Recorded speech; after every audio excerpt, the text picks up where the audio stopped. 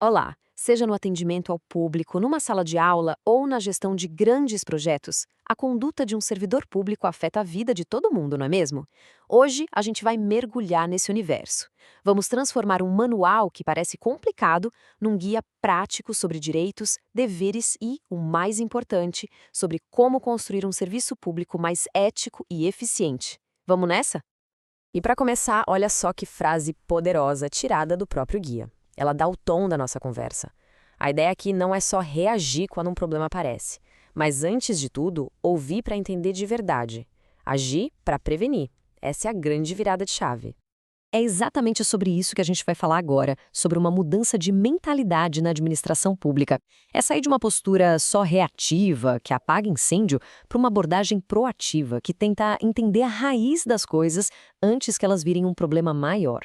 Esse slide mostra bem o antes e o depois dessa gestão de conduta. De um lado, aquele modelo antigo, sabe, focado só em punir o erro. Isso muitas vezes só gerava medo e até mais conflito. Do outro lado, a nova visão, que aposta na educação, no diálogo, na prevenção, é uma abordagem bem mais humana e, como a gente vai ver, muito mais eficaz no final das contas. Pensa nisso como os dois lados de uma mesma moeda. De um lado, as responsabilidades que garantem que o serviço entregue à população seja de qualidade. Do outro, os direitos que garantem que o ambiente de trabalho seja justo. Um simplesmente não funciona sem o outro. É um equilíbrio. Agora, vamos olhar para a base de tudo: os deveres. Pode parecer óbvio, mas é exatamente aqui que a confiança do público é construída ou perdida. Dedicação para cuidar do que é de todos, lealdade à instituição, seguir as regras para garantir um tratamento igual para todo mundo, pontualidade por respeito a quem precisa do serviço e, claro, cortesia, né? Isso não é só um conjunto de regras, gente, são os pilares da confiança no serviço público. E como a gente falou, em contrapartida aos deveres, vêm os direitos. Eles são fundamentais para esse equilíbrio. Estamos falando, por exemplo, de licenças para cuidar da saúde ou para se capacitar. São mecanismos que protegem o bem-estar do servidor, o que permite que ele exerça suas funções melhor, com mais motivação. E isso, claro, reflete diretamente na qualidade do serviço prestado lá na ponta. Bom, mas e quando as regras são quebradas? O que acontece quando essa linha é cruzada? Conhecer esses limites é super importante para garantir a integridade de todo o sistema. A definição de infração disciplinar é bem ampla, e isso é de propósito. Qualquer ato, ou até mesmo a falta de um ato, uma omissão, que mancha a dignidade do cargo ou atrapalhe o serviço, pode ser enquadrado como infração. Vai desde não cumprir uma ordem até usar um bem público de forma errada. Agora, um ponto extremamente sério: o assédio moral. É muito importante entender que não estamos falando de um conflito isolado, de uma briga pontual. Assédio é perseguição.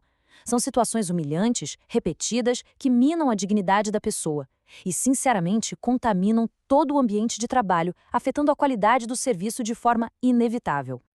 Outra infração bem grave é a acumulação ilegal de cargos.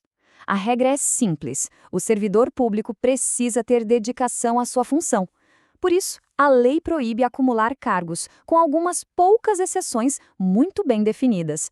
Por exemplo, para alguns profissionais de saúde e professores, e mesmo assim, só quando os horários são compatíveis. E aqui a gente chega num dos atos mais graves, a improbidade administrativa. É quando um agente público age de má fé, com a intenção, sabe, com o dolo de causar prejuízo ao dinheiro público ou de se enriquecer ilegalmente. Isso é um ataque direto à confiança da sociedade no Estado. É desviar um dinheiro que deveria ir para a saúde, para a educação. E as consequências para isso são bem severas. Uma demissão por uma infração grave como essa pode significar que a pessoa fique de 5 a 10 anos sem poder assumir qualquer outro cargo público. É um impacto gigantesco na vida profissional de alguém. Mas olha, nem tudo é só punição. Felizmente, a administração pública também está evoluindo. Agora a gente vai conhecer umas soluções mais modernas e, eu diria, mais inteligentes, focadas em resolver os conflitos e reeducar, em vez de só punir. Por acaso já ouviu falar no TAC? TAC significa Termo de Ajustamento de Conduta. É basicamente uma ferramenta de resolução muito mais inteligente. Em vez de abrir um processo punitivo por uma falta mais leve, o servidor tem a chance de reconhecer o erro e se comprometer formalmente a mudar de postura. O foco muda. sai da punição e vai para o aprendizado, para a correção de rota. Mas, claro, o TAC não é uma carta branca. Existem critérios bem rigorosos para ele ser aplicado. Primeiro, a infração tem que ser leve. Segundo, não pode ter tido intenção, má-fé. Terceiro, não pode ter causado nenhum prejuízo financeiro ao Estado. E, por último, o servidor precisa ter um bom histórico. Isso garante que a medida seja justa, né? E se liga nessa outra iniciativa que é ainda mais inovadora, a mesa de mediação. É uma aposta total no diálogo para resolver conflitos entre pessoas, antes mesmo que isso vire uma denúncia formal, um processo. É a pacificação na prática. Bom, e agora, para a gente ir amarrando tudo isso, vamos falar da ideia mais importante: o empoderamento que vem com o conhecimento.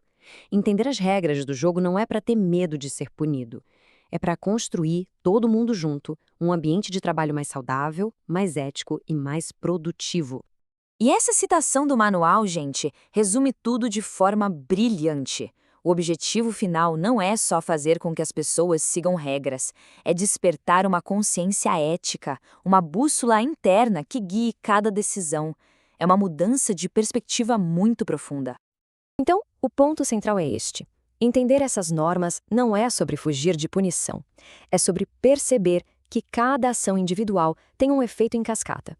Uma conduta ética ajuda a criar um ambiente de trabalho melhor, que, por sua vez, resulta num serviço público de mais qualidade para toda a sociedade. É um ciclo positivo.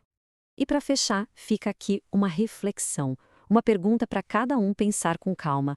De que forma a sua conduta, no dia a dia, impacta o ambiente de trabalho ao seu redor? A resposta e a mudança começam em cada um de nós.